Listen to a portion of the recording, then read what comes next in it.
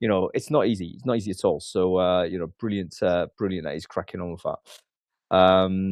So yes, anyway, welcome everybody to Brainfood Live on Air, bringing it to you. I would say every Friday, but of course it is not Friday, it is Wednesday, and we're doing a midweek special.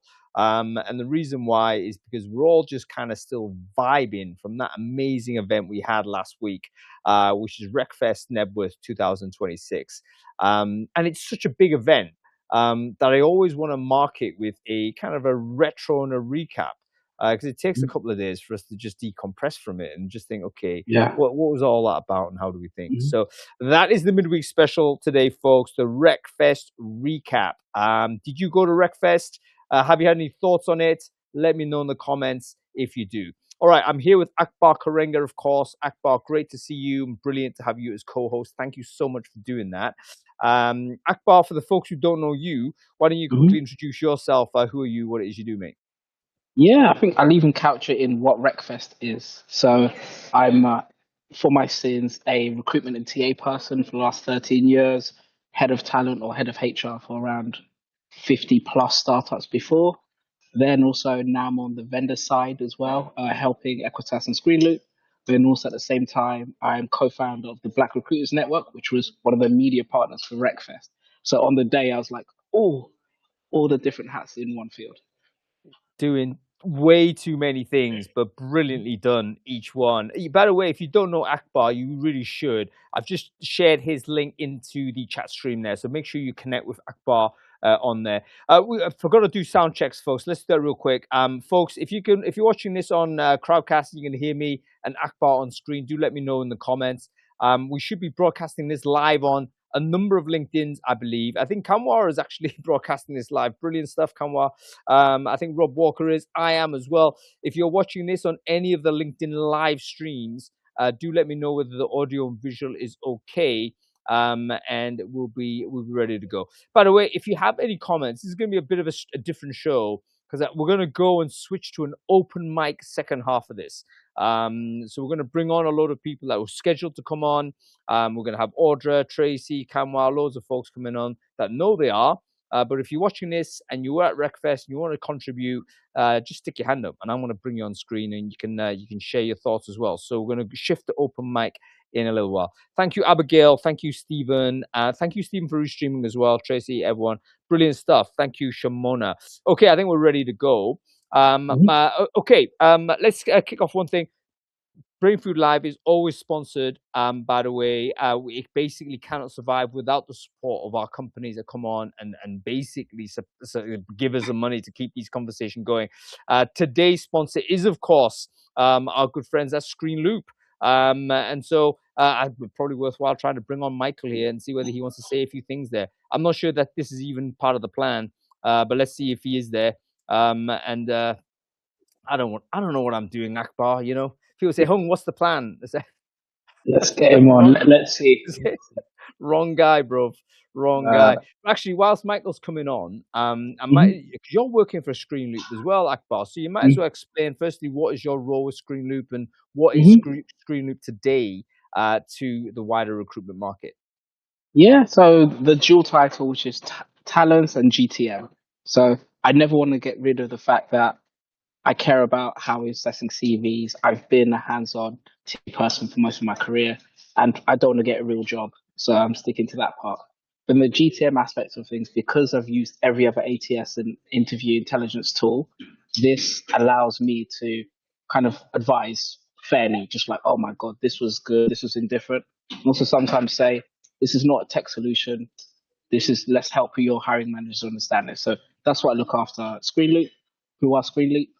AI interview intelligence, make sure that there's a note taker, there's amazing insights into what's happening in the conversation when a human meets a human, and then also a full ATS on the back end. And our sweet spot is startups and scale ups around 1,000 headcount or below. Yeah, fantastic. So there's still folks wrestling around with like really old ATSs. I had a few conversations with people at Recfest that working for weird and wonderful companies that you just don't imagine they actually are companies. You know, I had this chat with this lady who's involved in like recruiting fire people, like fire service people. Mm-hmm. And it was like, how is that, but yeah, there's a niche of like thousands of people that need jobs that do this, and wrestling away with old tech. So plenty of stuff. Oh, we have Michael here as well. Michael Bill Lakely, great to see you. So wonderful to drop you in on this. Michael, probably worthwhile you underlining a few things about ScreenLoop. People know you as Equitas firstly of all, so let's talk a little bit about how all this mashes together with ScreenLoop now that's under the same kind of umbrella, Michael.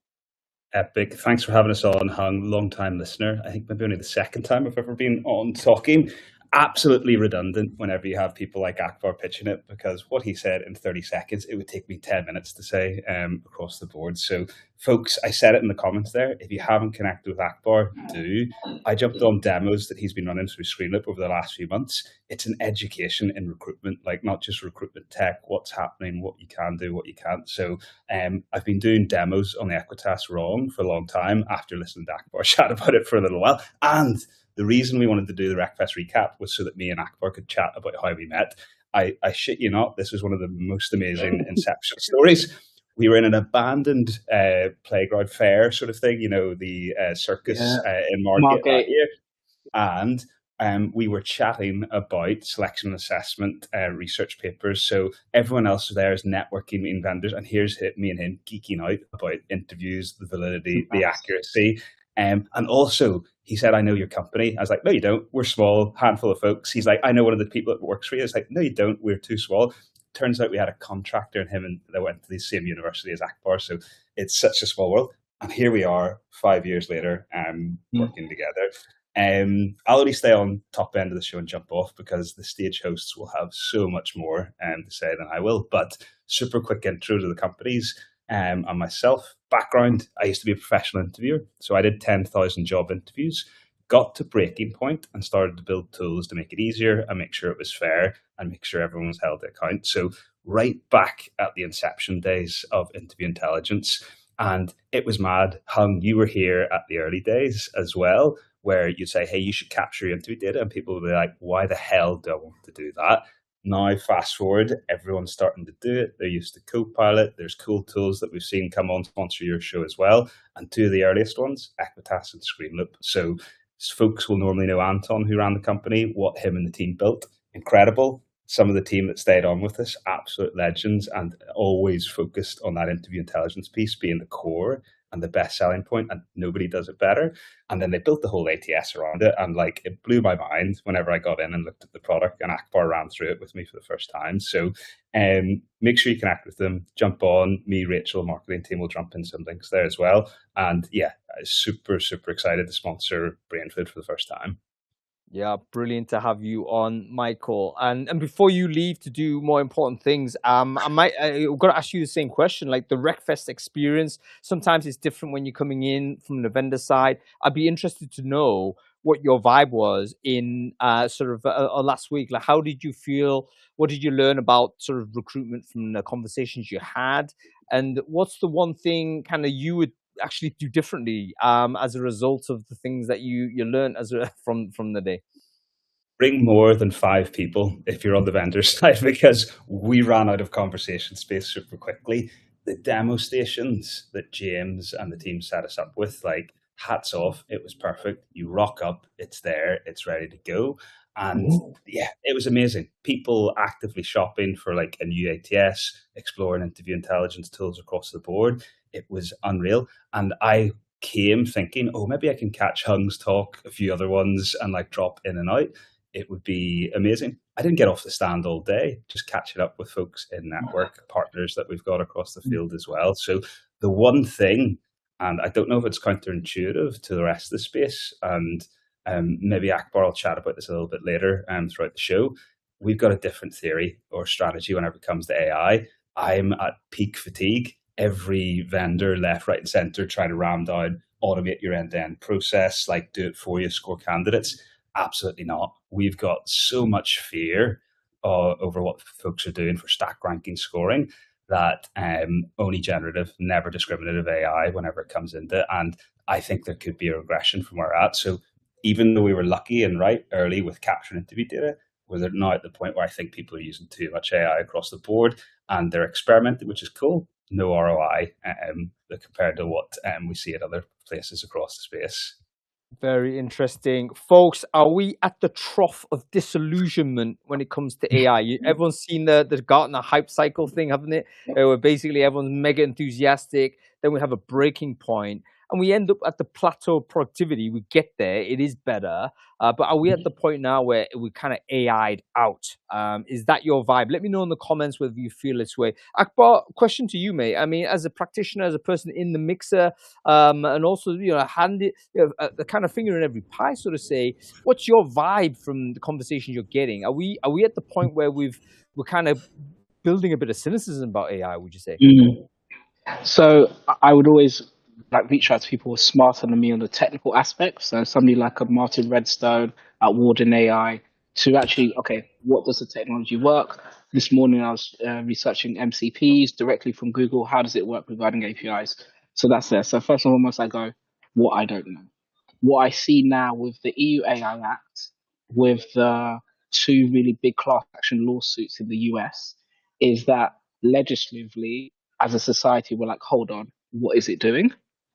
Then the outcomes of these sped up processes with LLMs across our dating apps, our content creation, as well as our recruitment thing, we're like, it's not giving me the same outcomes as if it was a person. Also, I liked your post in the last Brainfood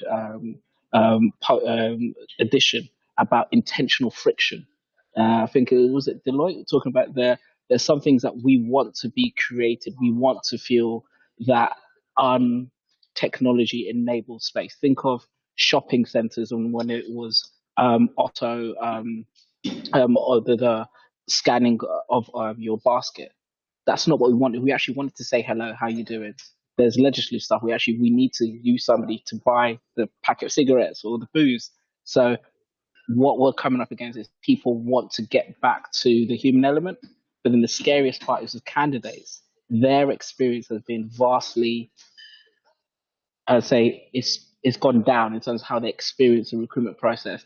But the B2C products are so much quicker in terms of how they can innovate and how they can challenge us in our stuffy B2B space. So like beyond cheating, beyond all resumes looking the same, beyond easy apply or speed application processes. So I'm a pessimistic, but that's because adults are now in the conversation and the glow of it can do everything has come and hit home.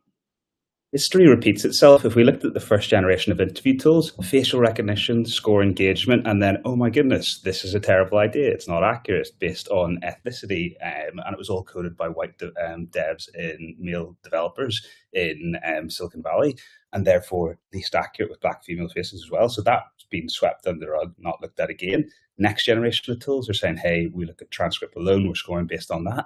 Language, if your English isn't your natural language, it might not be as accurate off the base of that. So the way that folks are trying to stack rank and score isn't the right way. And the human in the loop, me and Akbar were on a round table with the ICO recently at Better Institute, which is incredible. They said no more rubber stamping, no more saying, hey, humans looked at this for 1 second and made a decision, but you've already scored them as the bottom half. They're not going to do it. So all of these tools that are saying, we make your life easier, here's the top 5 candidates, I'm not sure that they've been thought through to the point where, hey, the folks are protected and safe on the employer side. Like, we have genuine fear with the legislation that's coming through. Do you want like a quick definition of rubber stamping? So it would be a case of you have got a shortlist or ranking tool that says, oh, these are your top X, whatever. Rubber stamping is checking that actually how often does the human disagree with the AI-enabled recommendation. We think, oh, because we're the person saying yes or no, that counts. But actually, we need to show a consistent track record of disagreeing and challenging.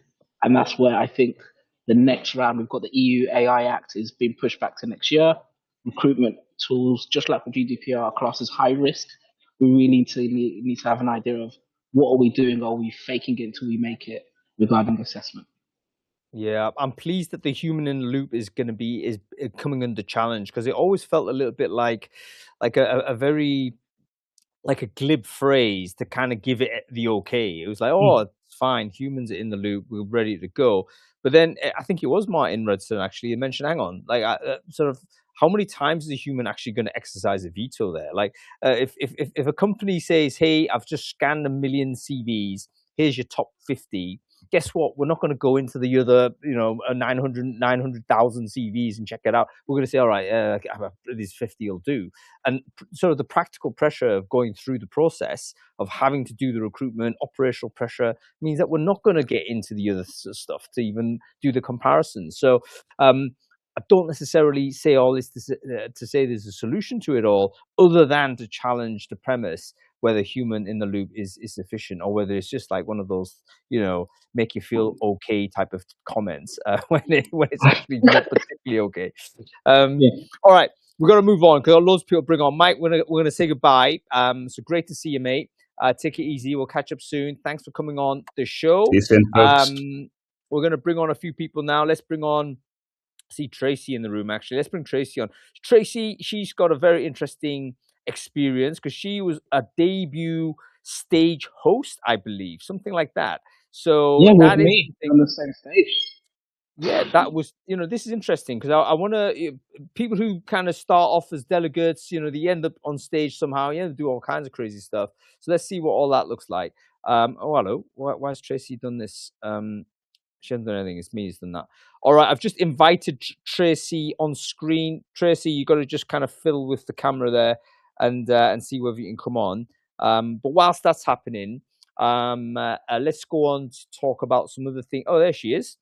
Tracy Chow, how are you doing? Oh, we've got to do the unmute action, Tracy. No, not yet. Through the medium of dance. Yeah, we have to do it through semaphore. Sorry, Tracy, you're on mute at the moment. Let's you might need to refresh it or something like that. Usually does the trick. Yeah. All right. Whilst we get Tracy back on, why don't let's see whether this works now. I think a lot of this is just basically Crowdcast being overly secure with whether you want audio and visual on or not. Cameras on is fine, but I think audio is still no good, Tracy. No, you're not muted. All right, keep fiddling with Tracy. I don't know what to otherwise suggest. But can I try and attempt at an introduction of Tracy so that we can get out of the way by the time? Tracy, first of all, is one of the most amazing people, full stop. But where her sweet spot is over the last couple of years, hiring in the hardest space ever. Hospitality, the high street, F&B. She's right now at a hotel chain. Think of the challenges that you have with great service. We talk about the human in the loop, how much that affects you. Who is that person in that service sector? That's what she's been doing. She's also a podcast host with her and one of her best friends in the industry, a genuine good egg. And Tracy, hopefully your volume is working now. I don't think it is. I don't. Yeah. Okay, Tracy, we're gonna have to move your screen and see whether we can get this sort of fixed in some way. In the meantime, please connect with Tracy. She's on. Yes. I've just shared the LinkedIn on there.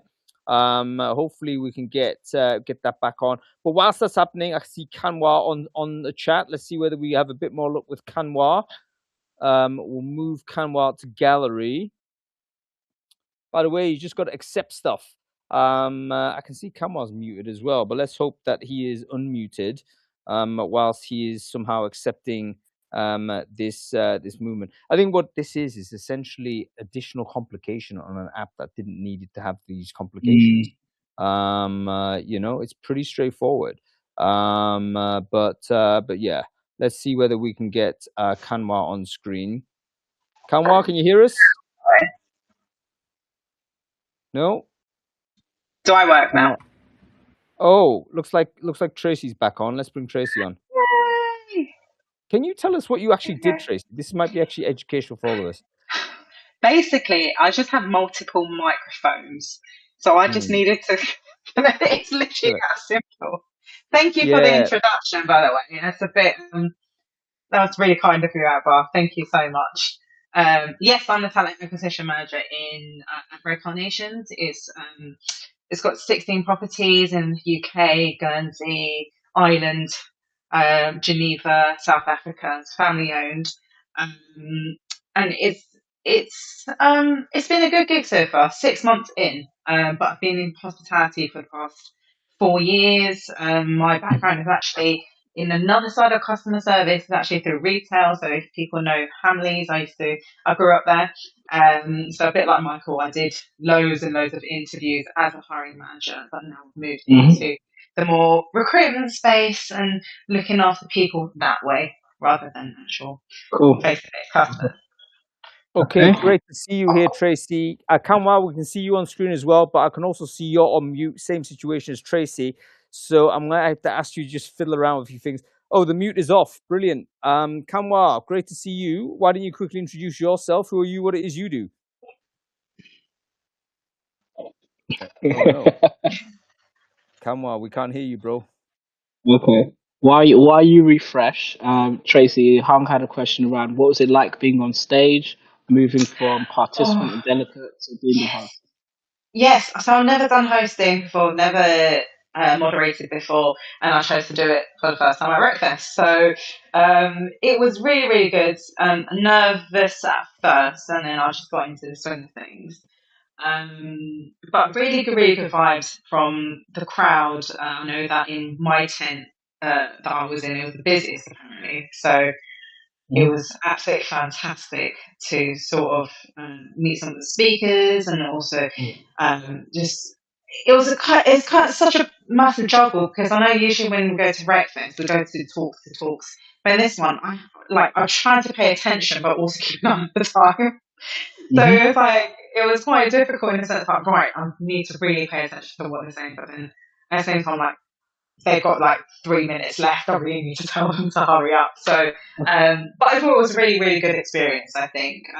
But a bit different from what the rest of the folks have been talking about, what you both have been talking about, in terms of AI and talking about fatigue and things like that. In the stage that I hosted, we were more talking about the human element of things. We were talking about workforce planning and internal mobility, so slightly different. So I felt like there wasn't enough AI being spoken about, which is very strange. Because absolutely in Recfest, everyone talks about AI. But I got the least of it that day. Who would you shout out in terms of a really decent talk, or maybe when you were in the afternoon? Or is there, I know the amazing Recfest team from Jamie and beyond are potentially listening. Any something constructive or I'd like to see more of next year? Oh, that's a good shout. I think more hospitality folks, please include us. Because a lot of the times, especially with AI, for example, I keep on talking about this. Hospitality is really behind on AI.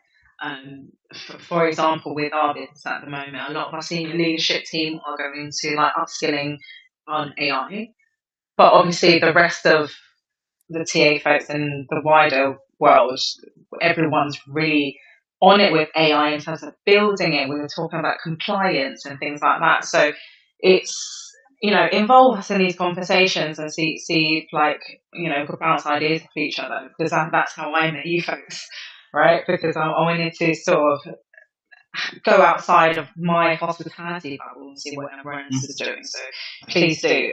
In terms of talks wise, I think I enjoyed the panel that I was on. I was with Nick from London Stock Exchange. I was with Ibrahim from Tech, also BRN, and Will from Rolls Royce. So we were talking about, in the future, what would AI replace and not replace in that sort of aspect. And we all agreed is the human aspect you cannot replace. And that is, I don't know whether that will surprise me or not, because coming from hospitality, of course we're never going to lose the human element. We're still going to have in-person interviews.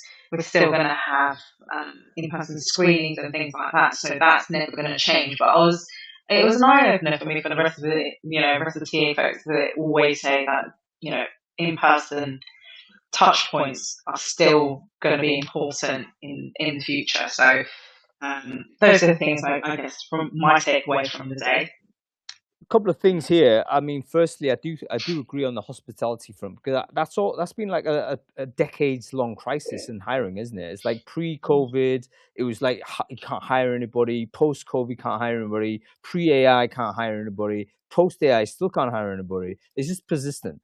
How we deal with that is very interesting. I think there's also a lot of application of technology, because it's a lot of seasonal hiring, there's a lot of high volume hiring. And as you say, we've got to mix that with that customer service, because a lot of the people that you want in hospitality, it may not be evident on their CV or profile whether they're a good fit for that sector.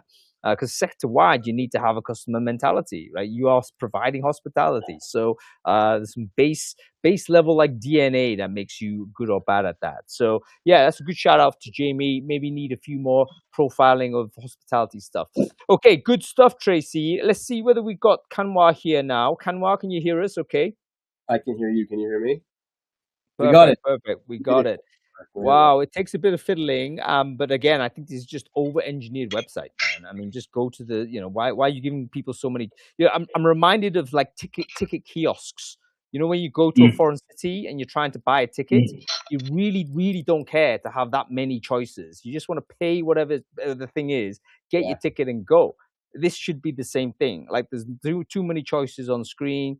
People don't want to be operating the tech. They just want to get on screen and talk. Anyway, Kanwar, quickly introduce yourself. Who are you? What it is you do, man? I'm not going to lie, Hung. It might just be because I'm old. But also, I figured it out eventually. I'm Kanwar, and I lead talent sourcing and delivery at Booking.com here in Amsterdam.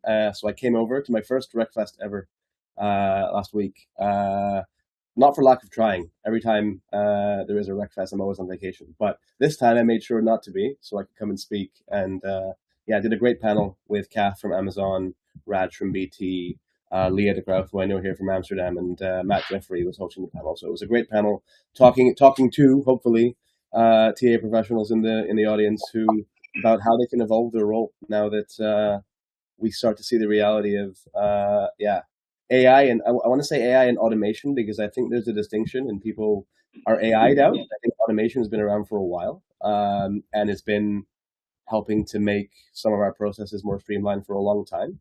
But I think we're starting to, this Recfest, for me, the conversations I was hearing was about how we're using the time that we've saved, not about all the time we can save. I think the last 2 years has been about this aspiration of what AI and automation is going to do, and how much more time we're going to have.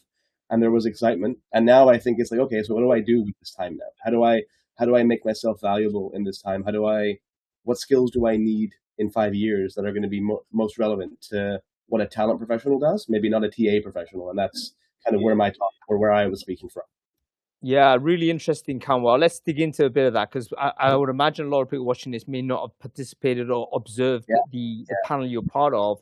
So what do you do with the time saved? Like, what's your comment on that? And with the other people on the panel, what was their sort of general take on it? Yeah, so I think there was some varying views, but I think the theme was the same, right? So lots of companies have spent, TA organizations in companies have spent time becoming verticalized. So you've got, like my company, right? So you've got sourcing, you've got talent intelligence, you've got recruiting, you've got everything, and all of these specialisms that have become their own crafts. But over time, actually, you've also still got everything outside of talent acquisition, like workforce planning, like succession planning, like L&D. What I think, and the question I was asked was, one of the questions I was asked was, what's one skill that a recruiter today should start learning if they're still going to be valuable in 5 years? And it's getting close to the business, understanding how a business runs and what your impact on it is, not just from a hiring perspective, but really like understanding how does the P&L work, and how does the work we do influence what we hire next year? How is the budget set in the first place? Not waiting for the demand to come and going and fulfilling it, right? So for me, a TA professional over the next 5 years in many organizations, especially large ones, and also really, really, startups and scale-ups, right, where you have to be multi-hat anyway, you're going to become more all-encompassing the employee journey, right? So it's starting to think about, okay, what skills do we need? Where do they live? and why are we hiring for them in 2 years, not why am I hiring for it today? How do I start to build a pipeline that helps me to hire for that? But then also, what is the employee journey? So I think if you look at what talent management is today, what A is today, and what workforce planning is today, I think a lot of roles will start to hit across all of that. So what is the employee experience? Someone in the audience said it really well. What is the employee experience minus 5 years to working for you to plus 5 years working for you? And that's what a talent professional might be doing in the future. Now, that's a pretty blue sky, broad way of looking at it, but I think that all that time we're getting back, or that we think we're getting back, will eventually lead to having to add more value elsewhere. And so I think focusing on talent intelligence, focusing on understanding your markets and how your business runs is more important than just focusing on how you find the best candidates and how you select the best candidates or assess them. So if I was a sourcer today, I wouldn't be looking for more sourcing productivity hacks. I'd be looking to understand why the candidates I need to hire are the candidates I need to hire today, and which candidates will I need to hire next year and the year after. Yeah, so this is not just expansion of scale, so to say. Like if a sourcer is there to hire, 10 people, suddenly AI enables you to hire 100. Great, but you want to just absorb 100 more recs? No. What you want to do is try and expand your scope. Like, what other value can you add? Not only to the business, because you can do that, but also how do you then improve the quality of the experience to everyone involved? Because that contributes ultimately to whether you're an effective hiring organization in the first place. A question to everyone in the panel, but also people in the audience: how do you actually claim the time that is being sort of produced by the productivity? So, for instance, you might just get pressure by other people to say, "Hey, here's some more recs." I mean, it's not obvious that you do get the opportunity to expand scope. It seems to me that there needs to be some negotiation there. So, has anyone got any ideas how to do that, Akbar? Yeah, so as an industry, we've been kind of owned by the lagging indicator of hire happened, hire didn't happen. There are some tools and services, for example, tracking your CMPS. Does it go one way, the other way? Tracking your velocity numbers per stage to show this is where I'm saving. But then a really, really dramatic extension of that is actually viewing your hiring managers as service users of recruitment and talent and HR talent. So then if we're seeing, for example, with ScreenLoop, sorry, this is a minor, but we have candidate NPS and hiring manager NPS. If you're seeing that go one way and on a trend, that means that although I'm doing less roles, actually this is how I'm looking after busy and stretched hiring managers. I think a plug to a different partner, Smart Recruiters, when they did the quality of hire check that we've kind of followed as well, which is ask them, how was the onboarding for you? Would you recommend the service? Do you feel that the candidate and the role will align with what's happened? So that's how you can justify, I have more time, but I'm going to do more and interesting and fun things. And then my last point is, how much can you steal from other departments who are just way too busy to care about you? I love my EB friends or recruitment marketing friends. They're always dying for amazing copy. They're always dying for somebody to be in front of a camera. Can you do those ancillary things that Kanwar said, minus 5 years at the top of the funnel that affects who applies, yes and no? Yeah, very good. Tracy Chow, how do you negotiate for the time back? Let's say you implement a technology in sort of the hospitality space. Hospitality space you mentioned actually might be a little bit behind with a lot of the tech. Great, you come in and you actually implement something that has a significant impact in returning time back to you. How do you kind of ensure that the time that you save is then applied to the way in which you think actually is better for the business, rather than boss saying, "Okay, great, Tracy. I think you can do 100% more recruitment. Go ahead." How do you negotiate this? Yeah, I'm actually thinking about that as part of my planning. In terms of, let me talk about my role. So I was brought in as a new TA manager because they hadn't had one for a while, and one of the things was to make things more efficient. So to get that time back, that's exactly what it is. If I was to implement a process, to get time back to improve other bits of the process, such as candidate experience, because what we're finding in hospitality a lot of the time, I'm sure Kai Lovelace could vouch for this, is sometimes candidates come in for interviews and 10 days after they're still not getting feedback. So it's things like that. Once we implement something, we could get that time back in that sense and moving things a bit quicker. I think in terms of efficiency, that's TA all round, not just hospitality. But I know from my role at this moment in time, different properties have different standards of when to get back to candidates. So it's about, I guess it's quality checking as well with that sense. So yeah, that's my take on it. No, really good. I mean, every organization's got a unique culture, unique circumstances. But I think and this is very new for us, I think, because productivity, like who actually owns the productivity gains? Like where does that go? Where does the time go? It was actually a German guy. Actually, he's not German, but he lives in Germany. That actually taught me this because he implemented something. This is pre-AI. He improved the amount of efficiency in the recruiting process, and his reward for that was simply to absorb more recs and losing team members. And he was saying, well, like, what's my incentive to continue to do this? Because I'm just working harder, right? I'm not improving anything. I'm just working harder with less people. Kanwar, I'll go to you. Any thoughts on this concept of, okay, you've made your system more sort of efficient, but how do you make sure the time is then invested into things that are good for candidate experience, good for quality control, good for all that type of stuff, rather than just, okay, reduce team, work harder? Yeah. So I think, first of all, you when you create efficiency, you have to fundamentally think about the role being different and therefore the incentive for what those individuals do being different. So no matter how you measure performance or how you motivate your team to do what they do, that completely changes when you take away administration, when you make scheduling and interview processes cleaner and more streamlined, right? But it also it rarely happens overnight, right? You don't go from not efficient to very efficient overnight. That these things happen organically. So as that happens, you need to be on top of understanding what their objectives are in the first place. So the first thing is you've also got to be ready to change the way you look at performance of your team, the way you look at performance of a TA function.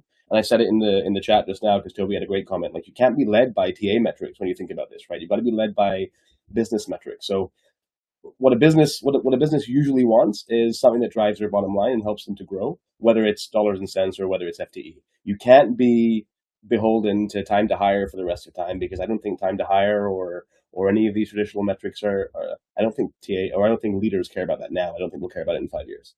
I think that how you incentivize your team to do that is around, providing a level of intelligence to the business that helps them to make better decisions, and also to start influencing the decision in the first place. So when I say that, I mean not the hiring decision. I mean everything that happens before that. So when you have a bunch of roles given to you, you weren't on the table to decide why those roles, why that location, why these skills, right? That's where you should be incentivizing your teams to get onto the table. And TA leaders here on the call should definitely be the ones on the table already. And I know that's not always the case in every business, right? There's a lot of battling to get on that table in the first place, but that's where the effort should be from a TA leader perspective. From a recruiter perspective, you need to be coming to your business leaders and your stakeholders with that intelligence proactively, so they see the value in it in the first place. And so what I'm saying is you've got to carve out that new responsibility. It's not going to be given to you. You're not going to have all this time taken away from you and then be told, okay, well, here's what you should do with it instead. You have to find the value and present it. And then, just like any other GTM role, right, you've got to demonstrate the value, but you've got to identify the need in the first place. And those people, business to business, but I really think that at the top line, it's usually about dollars and cents, right?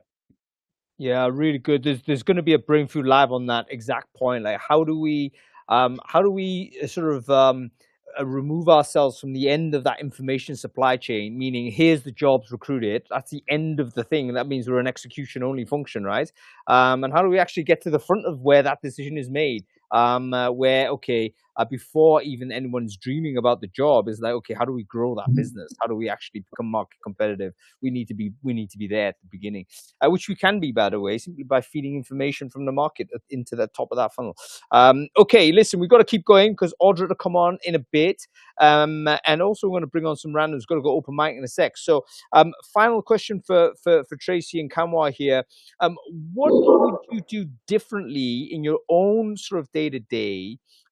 From what you might have learned or kind of came across during Recfest last week. Was there anything that you kind of came across where you thought, actually, yeah, that's a sound idea, I'm going to implement that, or stuff like this? Anyway, that's the question. Tracy Chow, your thoughts on this? I think one particular thing that stuck by me was one simple word. It might sound very basic, but it was the word integration. And it was Rebecca Lee who mentioned about someone in the audience were talking about bad hires as not the right word to use for someone that wasn't successful with onboarding. And then Rebecca talked about an integration plan.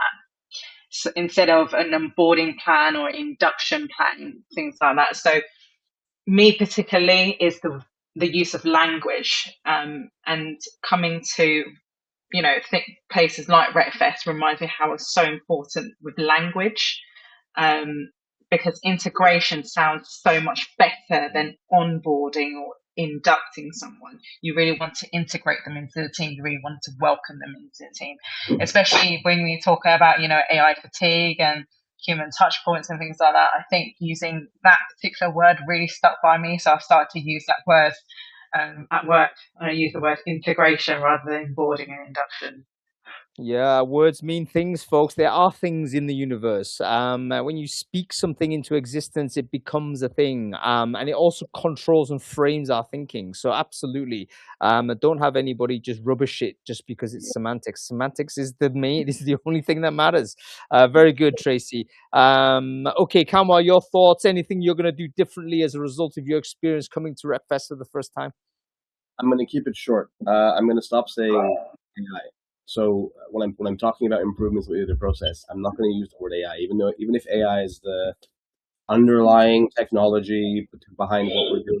I think that fatigue comes from language, and I think that we're solving problems that recruiters have been talking about for years and years and years. How do I stop dealing with scheduling issues or with contract issues or with reaching out to candidates? And we've solved all those issues with varying degrees of AI, but if you keep using the word AI, it doesn't land the same way anymore, I think. So that's the big one for me, because I saw AI so much at Recfest. I got fatigued. I'm like, this is what my team sees all the time, right? So I need to stop. Yeah, really good point. Thank you very much, Kamwa. Thank you, Tracy. Brilliant to see you both. Hang on with us for the rest of the conversation. I'm sure you'll enjoy the rest of it, but I do appreciate both of you coming on and sharing your thoughts and your time with us. Thank you very much. Cool. Good stuff. Let's keep rolling. We've got Audra Knight to come. By the way, folks, anybody else want to join this conversation, just raise your hand. I think there's a little button that allows you to do that, and I'll just bring you on screen. But we have Audra Knight. What's she doing with Man United? Oh my God, we need to get that hoodie off. Are you decently dressed, Audra? No, I jest. I have no problem with Man United. Very good team, of course. But Audra, wonderful to see you. I'm devastated we didn't actually get the chance to chat when you were over here, because so many people I missed, and you're one of the people I definitely wanted to connect with. But you're looking great. Great to see you. And can you quickly introduce yourself? Who are you? What it is you do, Audra? Firstly, can you hear me okay?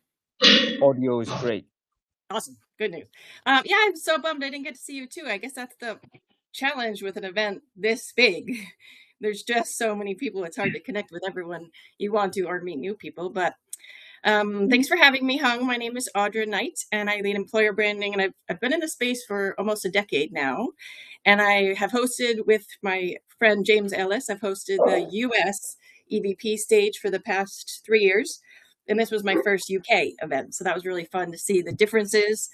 I was a bit disappointed. I thought the rumor is that you get super drunk in the UK one, and I did not find that was the case.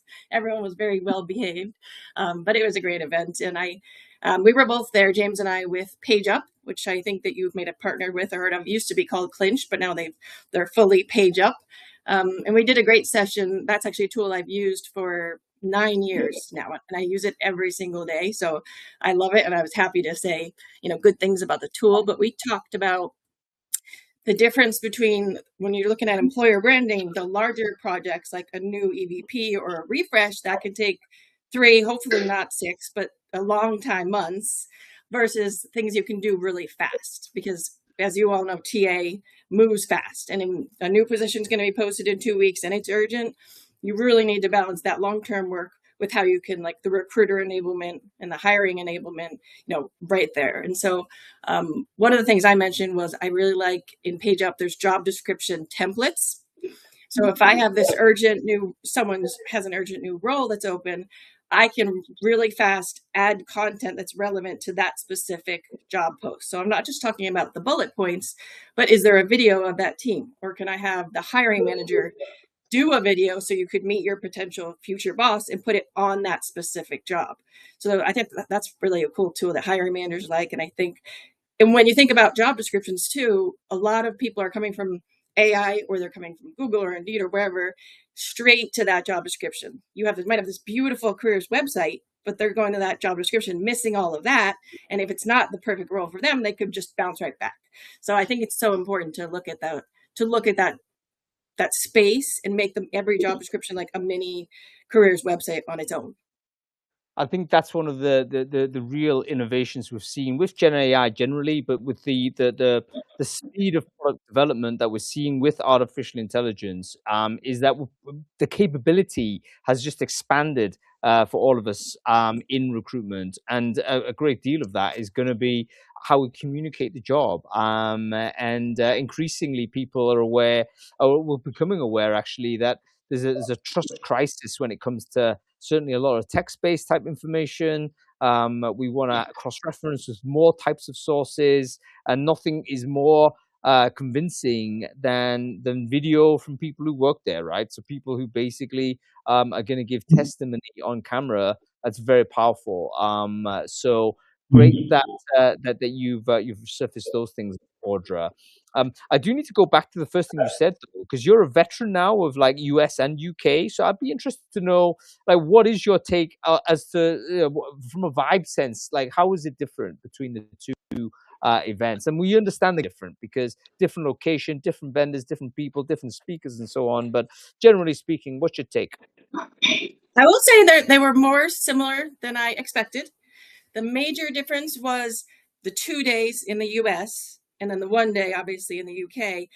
I think Michael was the one that said if you could bring your whole team and then you could each all go to different stages, then you could get the most out of it, because it's challenging with that 1 day if you're just one person and can only be in one place. But with the 2 days, and there's only usually 3 or 4 stages in the US, you can get more of it. And there's some fun parties on the nights before, you've been to them on. But I think the vibe was very, very similar, like very laid back, which I love. Like we get sick of dressing up and being in ballrooms. It's nice to be outside. And I think it makes it easier to talk to vendors because it's more casual and it's easier to just like make friends. And I love that you're just going to wear shorts and boots and just have more fun. Audra, I can't believe you have compared Stevenage to Nashville. I think that's a first. The tourist board will slide over their check to you for that plug of the Stevenage local area. It was harder to get to from London, where Nashville, everyone flies in and they stay right there. So that is nice. Yeah, by the way, I think tickets might still be on sale for the Nashville events. I've just shared the link into the chat stream there. If you are in sort of the US, go ahead and visit this. Worth a flight out there as well if you're not from the US. Brilliant city. I think that does make a difference, right? Because the city itself is a big party place, and because of the nature of everything is kind of in the same city, there is a lot of pre-party type activity. Whereas in the Recfest event, of course, is in Knebworth, which is just a field. And the nearest town is Stevenage. You generally don't party in Stevenage, so it tends to be concentrated, let's say, on the day. Whereas maybe the Nashville event is spread over a longer period of time. and you have that at a different degree of intensity there. So anyway, great events. You're going to learn tons and certainly get yourself in amongst it. Audra, you were moderating a stage, I think, right? So not at this one. That's what I did in the US. This right. was a panel with Page Up. So you moderate a panel. Did you get a chance to wander around and see other stuff? And if so, like, what was your general take on any of that? So I mostly was at the EVP stage, which again, I wished I could have been in 3 different places at once. One thing I thought was really exciting was the evolution of AI, but specifically for employer branding, which I think is very different than TA, where last year in the US, when we were talking about the EVP stage, we were talking about AI, it was really all about content creation. Like, it can help me, maybe start a draft of a blog, or it can take a video and help me write the social media copy. And that can be useful stuff or spark some creativity and nice. But this year, the conversation was totally different, and which was really exciting to see it evolve to how you can really use AI for data insights when it comes to your brand. Like the things that you can upload, all of your survey results, your careers website, your social media, or your LinkedIn, you could upload it all and you could ask it all sorts of different questions about how you're being perceived, and you could get so much information. And your competitors, that's very useful to say, okay, now that I know all of this, what are my competitors comparing to me? And again, in a matter of minutes. So I think that's really useful. And then just the next step is the whole new candidate journey that I'm actually seeing on our careers website through Page Up, that I'm getting traffic now through ChatGPT and Claude and these other places. And so now we need to think about AEO and GEO versus the SEO. And I actually have 2 really good articles I have up, so I'm going to drop them in the link here. One was from Jovio that I read like 4 months ago, but it's a perfect like starter to like what these things are, but it's also very, very detailed and great. So I'll put that in the chat. And then one shout out too to James Ellis, who's doing really cool, very advanced stuff, I think, with AI, sort of even beyond what I understand.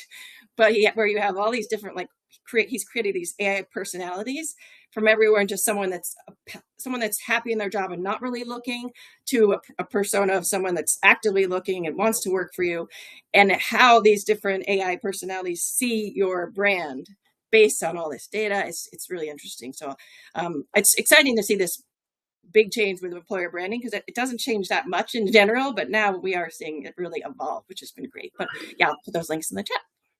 Yeah, make sure you do that. I think I've just shared James Ellis's LinkedIn on the chat as well. Make sure you connect with James. He's been like a long time EB expert, not only EB expert, but he's been like an EB demystifier and community person, and basically a great externalizer of the secrets of EB, so to say. So definitely a fellow you should be following there as well. Okay, just Audra, for EVP, go ahead. Quick shout out to the EB space. Is also a great community run by Claire de Sousa and people that you've known in and around the EB space. So if you are EB adjacent, join that community as well. She and they are lovely. Share the link if you can drag it out, Akbar. That I'm sure people will be very interested in checking it as well. Audra, same question to I've asked everyone here. I mean, from your own point of view, I hope that a good event would also surprise the experts. That you're not, you don't walk away thinking the same thing as you did when you walked in. Is there anything that you have taken away from that day in Knebworth that you think actually you're going to do differently going forward in your own work? I do actually kind of wish that I had gone to other stages, because there was quite a bit, that I knew about employer branding. There were great sessions, but it would have been really interesting. I heard like Matt Charney, someone said he had a great panel and looking at AI from different perspectives. So I think next time I would branch out more and not stick in my lane so much.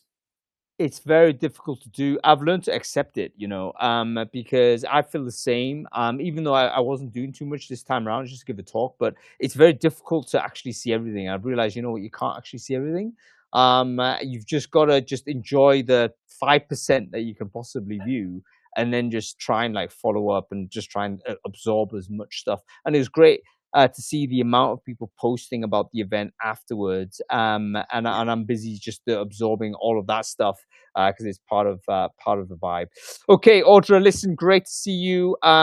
Please choose a better football team to support. But other than that, we'll leave it to next time. I might get myself over to Nashville. Actually, are you going to be there? By the way, are you doing anything this time around in Nashville? I'm not sure yet. We're still in talks, so we'll see. Okay, well, listen, hopefully we'll get the chance to see you stateside, but brilliant to see you in the UK, and we'll catch up soon, Audra. Thanks, Alan. Great to see everyone. Good stuff. So Akbar, mate, loads of things to discuss on all of this. And by the way, a message to anybody who's kind of still watching this: if you want to come on to the show, do let me know. And share your thoughts. I mean, I kind of suggested I was going to bring Rolly on. But as soon as I said that, he actually sort of deleted himself off. It reminds me of the very early days. The very early day. I don't know whether you know this, Akbar. The very early days of recruiting Brainfood Live on air, should I say, was meant to be on open mic. It was no plan. It was like, okay, we just bring people on. But we found actually most people were not comfortable coming on spec. And we had to actually have more of a plan on it. But never mind.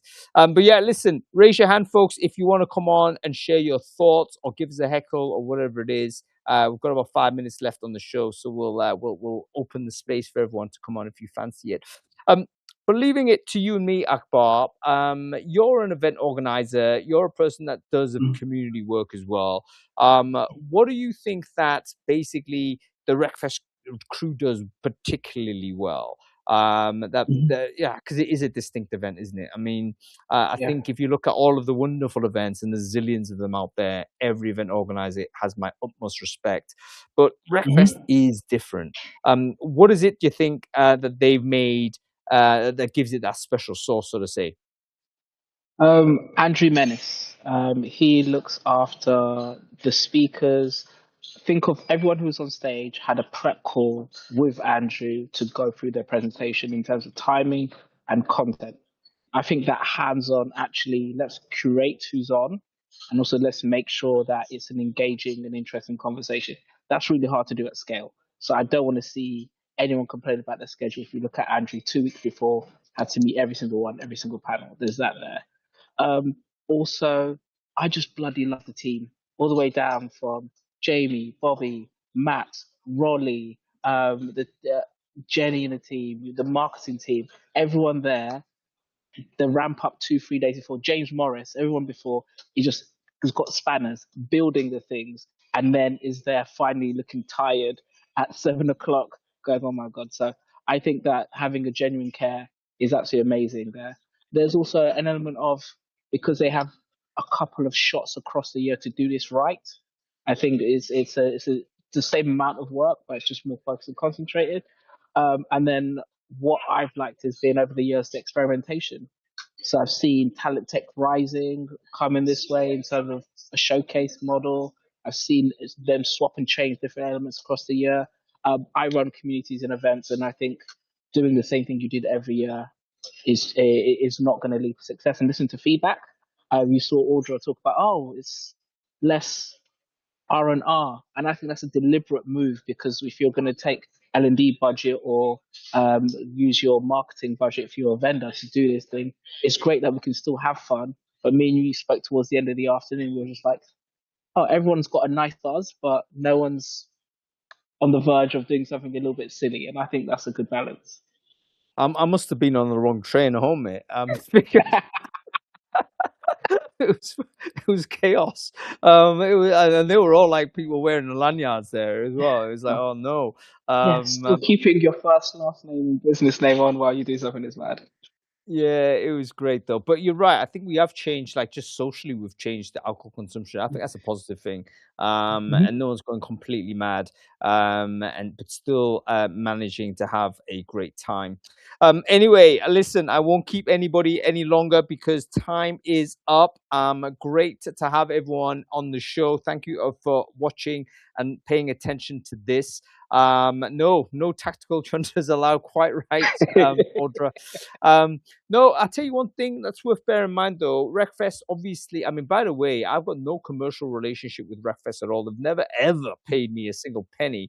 But I remain like just an endorser of the event, simply because it is such a powerful experience for me personally, but I think massive contribution to the industry. I call it the potlatch of the TA sort of a landscape. So it's a rare opportunity where everyone who's involved in recruitment can get together in one place in 1 or 2 days and just share news, information, make new contacts, refresh old relationships. All of that is super, super valuable. And you can do that with other events, of course, but I don't think any other event does it quite in the same way as Recfest. So I'm always going to support it. Make sure you go next year if you're in the UK. Just get yourself the early bird. And of course, Recfest US and Nashville in a couple of months. And I believe, cross fingers, in Dubai early next year. Hopefully that's still going to be on course. So yeah, Recfest is a brilliant event. Thank you very much for putting it on. Thank you all for watching the show and paying attention, and also joining the festivities last week.